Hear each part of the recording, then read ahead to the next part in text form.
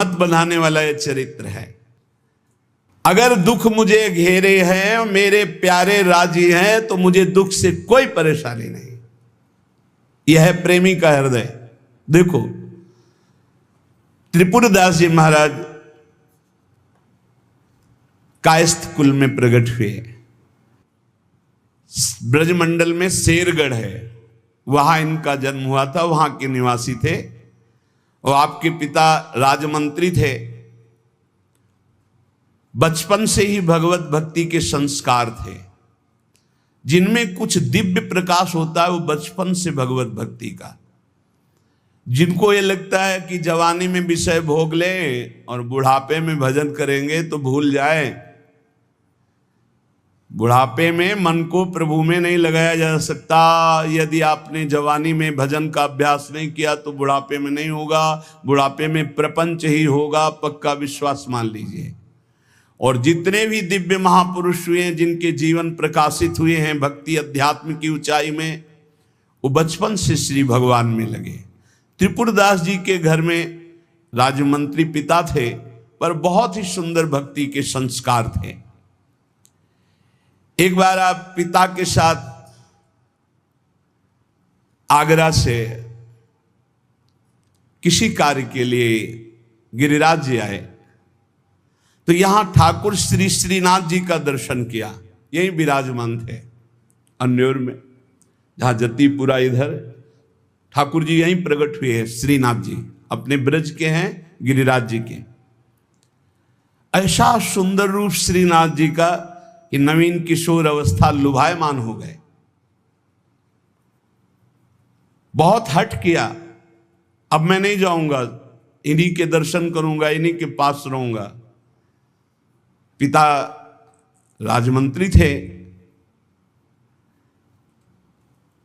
वहां किसी परिचित से कहा कि बालक है, हट करता है त्रिपुरदास, इसको हम छोड़ देते हैं 2-4-10 दिन यहां। देखो भगवान का विधान, यहां श्रीनाथ जी के दर्शन करेगा, फिर हम आदमी भेज देंगे, बुला लेंगे। अब वो दैवी योग से प्रेरित थे, पुत्र को यहां छोड़ दिया और वापस वो लौटे तो रास्ते में कुछ वैरी दल के राजसैनिक को दुष्टों ने घेर लिया, वो मार डाला, पिता को मार डाला। भक्तों के जीवन में प्रारंभ से ही विपत्तियों की बौछार हो जाती है, लेकिन आप ऐसा डरिएगा मत। क्या जिनके हृदय में भक्ति नहीं है उनके परिवार के लोग नहीं मरते क्या? जिनके हृदय में भक्ति नहीं वो क्या दुख नहीं भोगते क्या? ये अज्ञानी जन है, नहीं जानते। शरीर रचना के समय शुभ अशुभ कर्मों के अनुसार दुख सुख पहले से रच गया है। भक्ति तो हम आज कर रहे हैं, ये नई खेती है, ये भक्ति का फल नहीं। वो दुख सुख पुराने हमारे कर्मों का फल है। जब आपने सुना, सूचना आई कि तुम्हारे पिता को बैरी दल ने मार डाला है, तो श्रीनाथ जी की तरफ देखा और कहा, आप तो हमारे पिता भी हो, मित्र भी हो, जीवन धन हो। हृदय में बड़ा आनंद हुआ कि चलो नाम मात्र का पिता अंतर्ध्यान हो गया, लेकिन मेरा जो अनंत जन्मों का पिता है उससे संबंध हो गया। अब तो मेरे श्रीनाथ जी के सिवा कोई नहीं है। एकदम निश्चिंत हो गए। रोज प्रभु के सामने भाव विभोर होकर रोया करते, नौ किशोर अवस्था, कि प्रभु अब आपके सिवा हमारा कोई नहीं है। एक दिन वल्लभाचार्य भगवान आचार्य चरण, जिनके दुलारे लाडले श्रीनाथ जी हैं, वो सेवा में आए तो देखा है बालक बहुत एक दृष्टि से देखता है, रोता है। लाओ इस बालक को सामने लाया। ये है भगवत कृपा। जब भगवत कृपा होती है तब गुरु मिलते हैं, जब गुरु कृपा होती तब भगवान मिलते हैं। जब भगवान की कृपा होती तब गुरुदेव मिलते हैं, संत मिलते हैं। जब द्रवहि दीन दयालु राघो तो साधु संगति पाइए। और जब संत द्रवित होते हैं तब भगवान का साक्षात्कार होता है। बुलाया और परिचय पूछा, कौन है ये? तो कहा, अमुक राजमंत्री का पुत्र है, इनके पिता यात्रा में मारे गए हैं और ये बहुत आसक्त चित्त होकर श्रीनाथ जी को देखते, श्रीनाथ जी से रोते हैं। त्रिपुरदास जी ने साष्टांग दंडवत किया वल्लभाचार्य जी को और कहा प्रभु मैं मात्र पितृहीन, न मेरे माता है न पिता है, मैं अनाथ बालक हूं, बस मेरे नाथ तो श्रीनाथ जी ही हैं और आपके श्री चरणों का आश्रय दे दिया। प्रभु मुझ अनाथ दीनहीन को आप स्वीकार कर लीजिए। बहुत प्रसन्न हुए। इतना छोटी अवस्था में ऐसे शुद्ध शब्द, ऐसे भागवतिक चेष्टाएं। चलो आज अभी इसी क्षण मैं इसको दीक्षा देता हूं। आचार्य श्री वल्लभाचार्य जी विधि पूर्वक दीक्षा देकर ब्रह्म संबंध कराया। कुछ दिन तक पास रखा और कहा वापस जाओ घर। श्रीनाथ जी की सेवा की भावना रखो, निरंतर चिंतन करो, ध्यान में श्रीनाथ जी का स्मरण रखो, भक्ति में जीवन व्यतीत करो। हमारा सदैव कृपा प्रसाद तुम्हारे साथ है। गुरु आज्ञा तत्काल श्रीनाथ जी से उनके जो परिचय के थे ले गए। यवन राजा था, उनके राजमंत्री थे पिता। तो जब नौ किशोर अवस्था से थोड़ा बड़े हुए तो इनके पिता का पद इनको दिया, राजमंत्री बना लिया। अब ये राजमंत्री में जितना वैभव मिलता, तो इन्होंने एक बात सत्य समझी कि धन की सच्ची योग्यता क्या है। बोले संतों के मुख में चला जाए, संतों की सेवा में चला जाए, भगवंत सेवा में लग जाए, सो धन धन्य प्रथम गति जाकी। धन की सार्थकता है। ये भागवतिक सरकारी बैंक है। जैसे भारतीय सरकारी बैंक में जमा करो जब चाहो ले लो ब्याज सहित, ऐसे भागवतिक सरकारी बैंक है।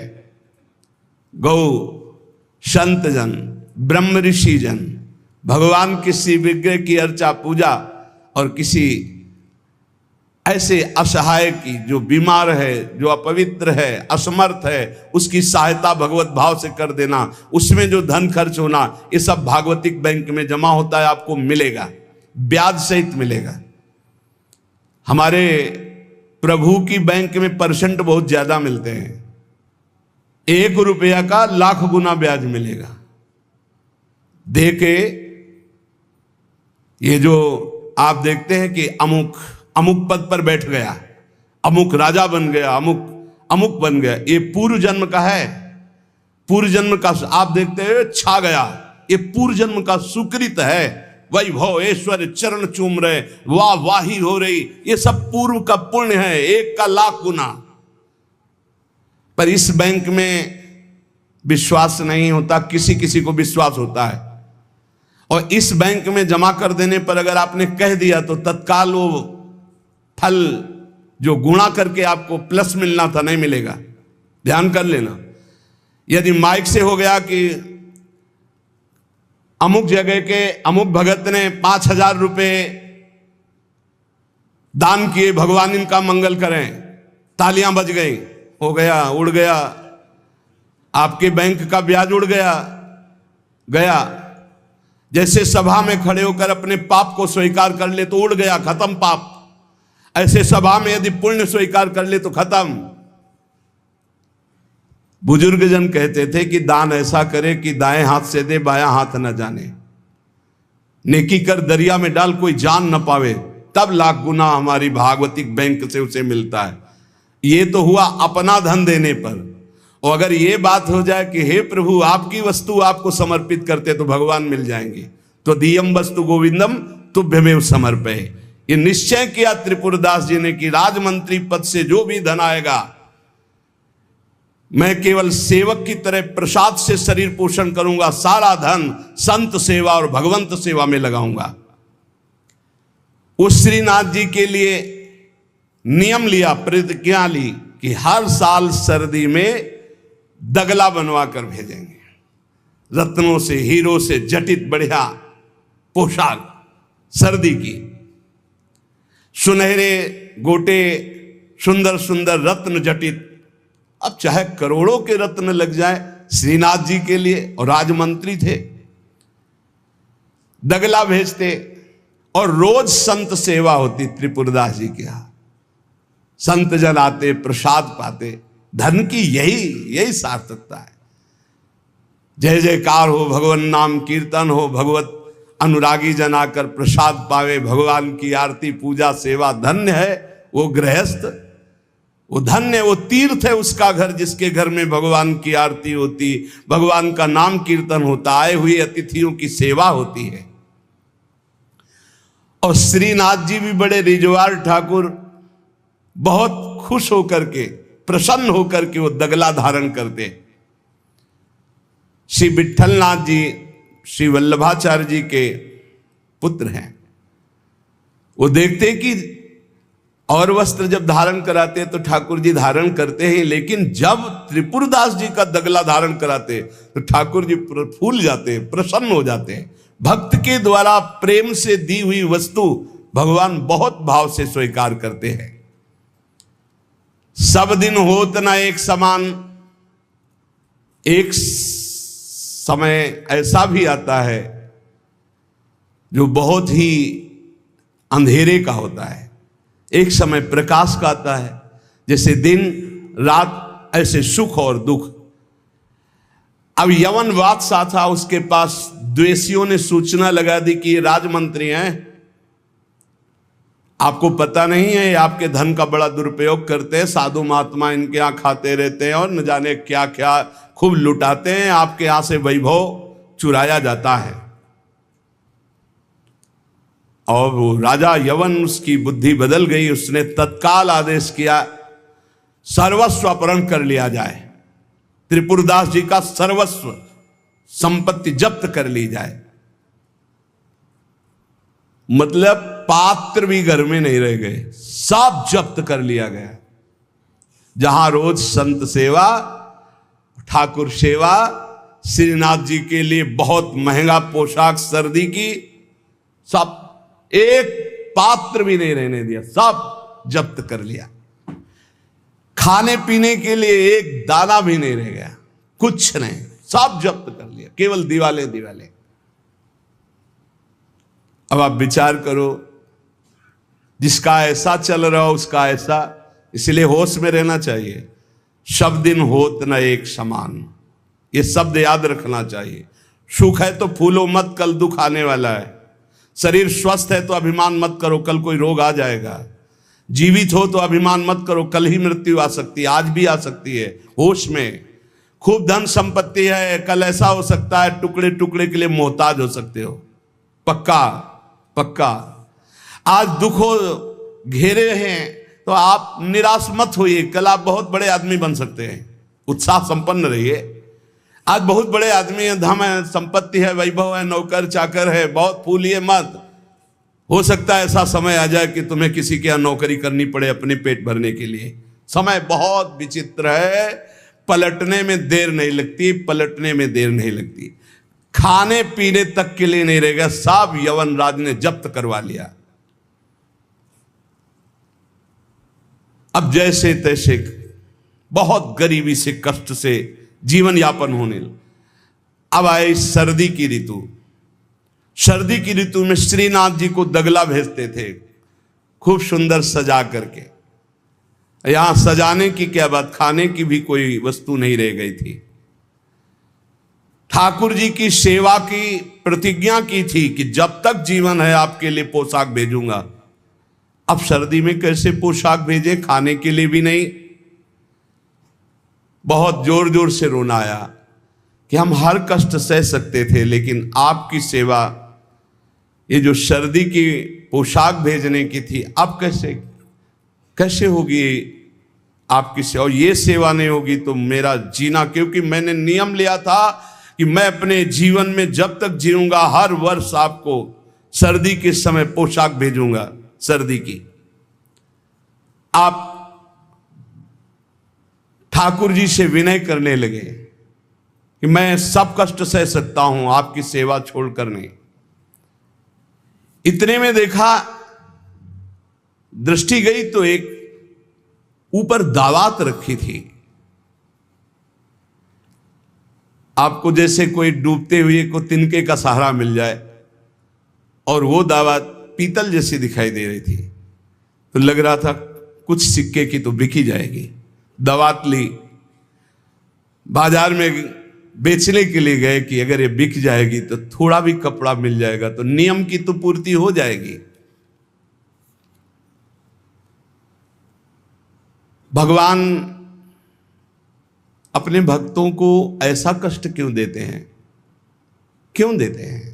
बड़े आराम से जय जयकार हो रही थी, संत सेवा हो रही थी, ठाकुर सेवा हो रही थी। श्री प्रियादास जी कहते हैं, भयो ईश ख्याल, इष्ट देव को ये पसंद है। डरना मत, डरना मत कि इष्ट देव को ये पसंद, क्या पसंद है? अनन्य चिंतन, धन का आश्रय भी नहीं होना चाहिए। सुनेरी मैंने निर्बल के बलराम, अपबल तपबल और बाहुबल, चौथो बल है दाम। और आपसे बता दें, कक्षा 1 के विद्यार्थी से पीएचडी के प्रश्न नहीं पूछे जाते। आप मत डरना, क्योंकि आप क्लास में हैं ही नहीं, आप इस क्लास में नहीं हैं। आप डरना मत, नहीं आपको लगे कि भगवान हमारी भी परीक्षा लेंगे तो आज जो चैन से हम एसी में रह रहे हैं कल फिर सब खत्म हो जाएगा, ऐसा नहीं। ये डिग्री वालों की होती है। अपने लोग वो पार्टी छुइया वाले पहले क्लास वाले हैं, खूब टॉफी मिलेगी और आराम से पढ़ने को, यहाँ परीक्षा नहीं होती है। यहाँ 2-4 क्लास तो ऐसे ही बढ़ा दिए जाते हैं, जब डिग्री आती है तब वहां परीक्षा होती है इस बात की कि अब तुम्हारी स्थिति क्या है।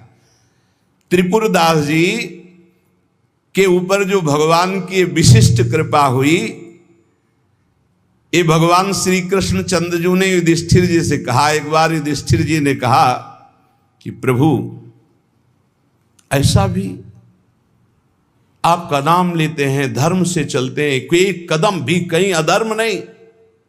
अर्थ समझ लो भाई, डरना नहीं, डरना ले ली। इसलिए बीच में कह रहे कलयुगी भगत है, ये ले अपनी कंठी माला अनुग्रहामी, बहुत अनुग्रह, हमें नहीं चाहिए आपका अनुग्रह। भगवान ने युधिष्ठिर जी से कहा, यस्याहम अनुग्रहणामि, जिसे मैं स्वीकार कर लेता हूं कि ये मेरा है, उस पर मैं कृपा करता हूं। हमने ये देखा, पहलवानों से भी मिले हैं, वो कुश्ती में अपने जन को वहीं पीटते हैं जहां से कमजोर होते हैं। जैसे यहां मारा, बोले अब 1000 बार यही मारेंगे, वो 1000 बार मारेंगे यही थपाड़ा, 1000 बार मार के फिर गिरा के टिहुना से मारेंगे यहां, और जब टिहुना सह गए तब कहेंगे हाँ ठीक है लड़ो, क्योंकि हमने पक्का कर दिया अब यहां तुम्हारे कोई मारे तो तुम फेल नहीं होगे। ऐसे कुछ जगत गुरु श्री कृष्ण हैं।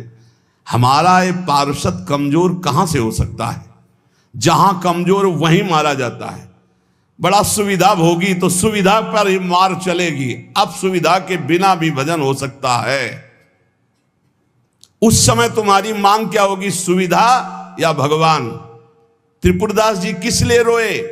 कि आपकी सेवा का प्रण लिया था, वो सेवा की पूर्ति। भगवान कह रहे हैं कि जिस पर मैं कृपा करता हूं पहले उसका धन बल अपहरण कर लेता हूं, ये धन बल अपहरण कर लेता हूं। जब वो निर्धन हो जाता है तो सगे संबंधियों का अपहरण कर लेता हूं, या तो सगे संबंधी छोड़ देंगे।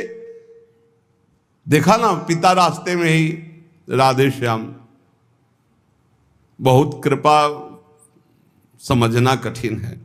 सुनाया था एक बार भगवान शंकर की कृपा। माता पार्वती जी से कहा चलो मैं आपको अपने भक्त के दर्शन कराता हूं। बोले चलो प्रभु। तो बोले पहले अभक्त के दर्शन कर लो, तब भक्त के दर्शन आप सुख पाओगी। तो गए तो सुपारी कतर रहे थे बैठे, उसमें बढ़िया गद्दा लगा हुआ था, गिरदा लगा हुआ, 50 गाय 50 भैंसे दूध दुही जा रही थी। प्रातःकालीन का समय था। संत वेश में गए और कहा भगत जी 100 ग्राम दूध दे दो, शालिग्राम भगवान को स्नान कराना है। चल दिया सुबह से, और क्या क्या बोलना। महादेव जी ने कहा हे भगवान, जितनी संपत्ति और वैभव इससे दुगना इसकी कर दो। माता जी ने कहा अवघड़ इसीलिए कहा जाता है इनको, बड़े अवघड़ नाथ है। 100 ग्राम दूध ले दिया, गाली दिया, ऊपर से कह रहे संपत्ति कह दो दुगनी, बोली नहीं पर अंदर अंदर ये बहुत विचित्र और दानी है इनका। आशुतोष बोले चलो भगत के दर्शन। बोले अभक्त तो ऐसा था कि अगर आप साथ ना होते तो इसको भस्म ही कर देती हम, क्योंकि अंबा तो शक्ति है, आपका अपमान। अरे अभक्त ऐसे ही होते हैं, तुम्हें नाराज नहीं होना। भक्त के पास गए, एक झोपड़ी फूस की, एक गाय, और उसी फूस की झोपड़ी में माए उसकी मैया रहती थी। गए, जो देखा संत तो साष्टांग दंडवत किया, आओ बैठो बैठाला। 100-200 ग्राम गाय का दूध होगा, वो बढ़िया पान करने को ले दिया। प्रभु थोड़ी देर भगवत चर्चा हुई। भगवान शिव ने कहा अच्छा भाई चलते हैं, हम तो विचरण करते रहते हैं। बोले संत भगवान कभी पुनः कृपा करके आना। हम कुटिया के बाहर निकले और कहा हे करुणा निधान भगवान, इसकी गैया और मैया दोनों हटा दो, मार दो। अंबाजी ने कहा आप बर्दाश्त नहीं होगा, 100 ग्राम दूध नहीं दिया तो उसको दुगुना संपत्ति दे दी, और एक गाय पूरा दूध आपको पिला दिया, और मैया बातचीत करने के लिए थी उसको भी आपने मार दिया। कहा कि वो ये क्या है? बोले अभी तुम नहीं समझे। जब इतनी संपत्ति में साधु अपमान करके ऐसी गालियां देता, जब डबल संपत्ति होगी तो ऐसा अपराध करेगा, घोर नरक जाएगा, समझो। और इसका कुछ मन मैया में जाता है, कुछ गैया में जाता है। दोनों भगवान के पास गए, वे अखंड हमारा चिंतन करेगा, ये हमें लीन हो जाएगा। माता जी का ये बात तो सही। तो बोले जिस पर मैं कृपा करता हूं, इस माया प्रपंच से उसे अपने स्वरूप में स्थित करता हूं। वो जरूरत देखो, जरूरत है, ऐसा नहीं कि एक बुखार की दवा सबके साथ चलेगी। बुखार की भी क्वालिटियां हैं, समझना। अब मलेरिया है तो उसके लिए अलग, डेंगू है तो उसके लिए अलग, साधारण वायरल है तो उसके लिए अलग। हम लोग साधारण बुखार वाले हैं, चिंता मत करो। ऐसे हाई इंजेक्शन नहीं लगेंगे जैसे त्रिपुरदास जी के लगे, या प्रहलाद जी के लगे, या नरसिंह मेहता जी के लगे, या मीरा जी के लगे। अपने लोगों के नहीं लगेंगे। बहुत ऐसे वायरल, जैसे ऋतु का बुखार है ना, अपने लोग ऐसे बुखार के मरीज हैं। डेंगू वाले नहीं है कि भर्ती हो जाए, प्लेटें कम हो रही। डरना मत। अलग अलग बुखार की जैसे दवा, ऐसे अलग अलग भक्ति की स्थिति की परीक्षा होती है। अब इसकी स्थिति क्या होगी, वो तो जगत पावन करने वाले भगवान ये देखते हैं। बहुत सुंदर बात है ये, अगर समझ में आ जाए। भगवान अंधकार का नाश कर देते हैं, भगवान स्वप्न का नाश कर देते हैं। ये सब स्वाप्निक जगत है। अब मोह ममता से युक्त इसलिए डर जाओगे, तो हम कह रहे हैं तुम्हारे साथ ऐसा होगा ही नहीं, क्योंकि तुम उतनी स्थिति के ही नहीं हो। डरना मत, सच्ची मानिए। क्या चक्रवर्ती सम्राट अम्बरीश जी भगवान के भक्त नहीं है? ध्रुव जी भगवान के लिए भजन करने के लिए गए तो आज ऐसा पद मिला कि त्रिभुवन में किसी को नहीं। सुदामा जी को दरिद्रता प्राप्त थी, और सुदामापुरी की रचना हो गई जैसे द्वारिकापुरी की रचना। आप हमारे श्री कृष्ण के प्रति ऐसा ना सोचे, ये जो कह रहे हैं बड़ी गुप्त बात है।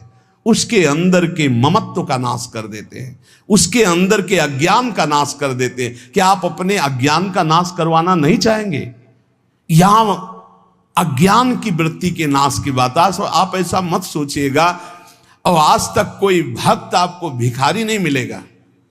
आप ध्यान दीजिएगा, पुरुष से लेकर के जहां दृष्टि डालिए, जहां भक्तों को, तो आपके 4 घर में लोग होते हैं, उनके भोजन की व्यवस्था में आप चिंतित रहते हैं, समझ रहे? जब हम मांग के खाते थे तो भूखे रह जाते थे, और जब भरोसे पे हैं तो 300-400 लोगों का बाल भोग, राज भोग और शयन भोग अपने आप हमारे प्रभु पूरा करते।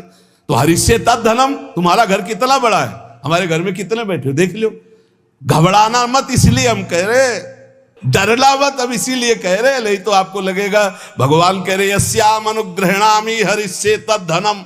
ये धन ही हर जाएगा तो अब हमारे भक्ति का मतलब क्या रहेगा? नहीं, इसका मतलब है अज्ञान का नाश हो जाना, तम का नाश हो जाना, माया मोह का नाश हो जाना। क्या आप दुख का नाश नहीं करवाना चाहेंगे? ये भक्ति दुख का नाश करके सर्वतोभावेन महासुख प्रदान करने के लिए है। ततो धनम त्यजंत्यस्य स्वजनाहा दुख दुखितम। भगवान कह रहे हैं फिर उसके परिवार वाले उससे प्यार नहीं करते। क्या झूठे प्यार में फंसे रहकर जिंदगी गंवाना चाहोगे? क्या आप ये नहीं जानोगे कि तुम्हें कोई प्यार नहीं कर रहा? क्यों झूठ में जीवन व्यतीत करना चाहते हो? सच्ची कोई प्यार नहीं कर रहा, कोई प्यार नहीं। अपने सुख के लिए प्यार कर रहा है, कोई तुम्हें प्यार नहीं कर रहा। तो भगवान कह रहे हैं मैं परिवार से भी उदासी पैदा, कोई उसको प्यार नहीं करता। असलियत में आ गई बात कि कोई प्यार नहीं करता। फिर कह रहे हैं कि जब वो व्याकुल चित्त हो जाता है, कोई उसे प्यार नहीं करता, ऐसा लगता है सब मुझे छोड़ दिए, तब मैं एक रास्ता देता हूं अपने भगवत प्रेमी महात्मा का। वो विशुद्ध संत से मिलता है, और जब संत से मिलता है तब मैं उसे अपनी कृपा से ऐसा सराबोर कर देता हूं, अनुग्रह की वर्षा कर देता हूं, और वो मेरे में डूब जाता है। महाभागवत जन्म जन्मांतर के पापों का नाश करके महान सुख की प्राप्ति। ये है रहस्य हमारे प्रभु का, जो भक्तों के जीवन में जगह जगह पर दुख दिखाई देता है, वो हर मोड़ में ईंट खड़ी कर देते हैं। इधर चल सीधे। ये इतना फिसड्डी मन है कि अगर वो कृपा न करे तो माया में फंसा रहे, पर वो ऐसे ईंट रखते चले जाते, निकल मेरी तरफ बढ़कर आ जा। अब त्रिपुरदास जी बाजार गए तो उस समय उन्हें 100 पैसे मिले, 1 रुपया। 1 रुपया कपड़े की दुकान में गए, मोटी मार्किंग को। अब जहां इतना कीमती वस्त्र, सोने के गोटे, हीरे लगाकर सुंदर ऐसी पोशाक भेजते थे, वहां आज स्थिति की मार्किंग कैसे ठाकुर जी को भेजे? लाल रंग से लगा, लाल रंग अनुराग का रंग, सफेद मार्किन लाके आंसू गिरते जा रहे हैं कि नाथ ये मोटा मार्किन आपके तो दास दासियों के लायक था, आपको कैसे? पर कुछ नहीं है। अनुराग में भीने हुए नेत्रों से अश्रुधार बह रही है, हृदय में भारी दीनता है, और ऐसी ही वस्तु प्रभु को बहुत पसंद आती है। हमसे अगर दी जाएगी 5 किलो सोने का छत्र, तो 4 लाख योजन का सोने का पहाड़ है उनकी इस मृत्यु लोक में। 5 किलो क्या होता है? साहस नहीं हुआ, रंगा लाल रंग में, प्रेम रंग में रंग कर रख लिया, पर साहस नहीं हुआ कि मैं जाकर के श्रीनाथ जी को दूं। कैसे दूं?